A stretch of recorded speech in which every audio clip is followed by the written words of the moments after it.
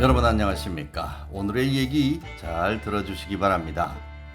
경상남도 밀양시 삼랑진읍 용전리에는 만어사라는 절이 있습니다. 이 절은요, 삼국시대 금관가야에 수로왕이 세운 것이라고 전해지고 있습니다. 신라시대에는 왕들이 불공을 드리는 장소로 쓰였고, 그 뒤로 고려시대, 조선시대를 거쳐서 여러 차례 보수됐습니다. 문화재로는 고려시대 때 만들어진 만어사 3층 석탑이 보물 466호로 지정되어 있고요. 만어사는 새벽의 구름이 바다처럼 넓게 깔리는 풍경이 아름다워서 밀양 8경의 하나로 꼽힙니다. 또 밀양 3대 신비의 하나로 꼽히는 만어사 경석이 있습니다. 만어사 앞에 깔려있는 경석은 말 그대로 두드리면 종소리가 납니다. 만어사 경석은 천연기념물 제528호로 지정되어 있습니다. 이처럼 만어사는 아름답고 신비로운 풍경을 가진 사찰로 많은 사람들이 방문하고 있는데요. 만어사에 대한 이야기는 밀양시 밀양읍 삼랑진읍 일대에서 두루 전해지고 있는데 이런 얘기입니다.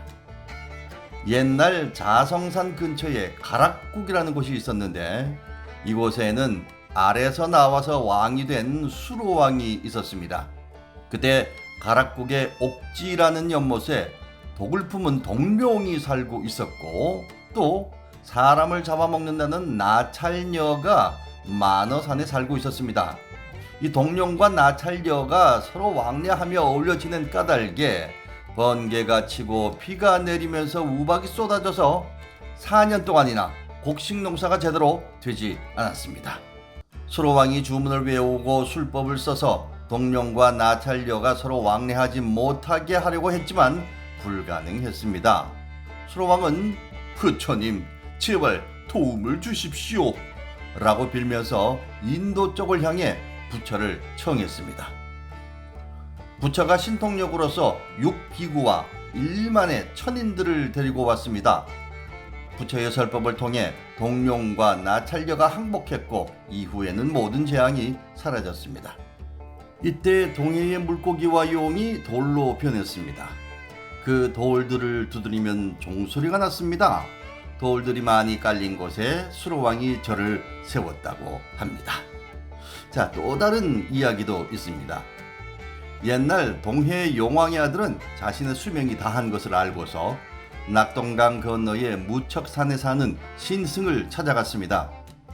용왕의 아들은 신승에게 제가 새로 지낼 곳을 알려주십시오 라고 부탁했습니다. 신승은 가다가 멈추는 곳이 곧 인연이 되는 곳이니 그곳에 터를 쳐보십시오 라고 말하는 것이었습니다. 그 말을 듣고 용왕의 아들이 길을 떠나니 수많은 물고기떼가 뒤를 따라왔습니다. 용왕의 아들이 가다가 멈춰 쉰 곳이 바로 만어사였는데요.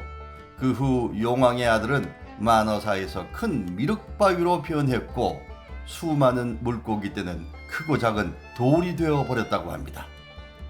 현재 만어사의 미륵전 안에는 5m 정도 되는 바위가 있는데 이는 용왕의 아들이 변한 미륵바위라고 합니다.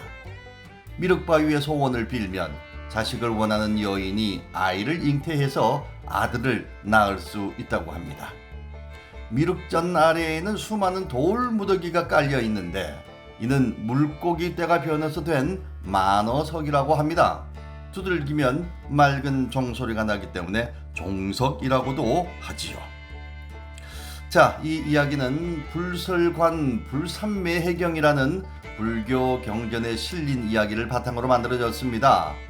가락국의 김수로가 동룡과 나찰녀를 물리치고 만어사를 짓게 된 이야기로 변화된 것이죠. 김수로 왕을 등장시켜서 만어사가 역사와 전통이 오래된 절임을 강조하기 위한 이야기로 변화가 됐습니다. 요컨대 불교 경전을 재구성한 불교 설화이자 사찰 창건 설화가 만들어지는 과정을 잘 보여주는 이야기로서의 의미를 찾을 수 있습니다.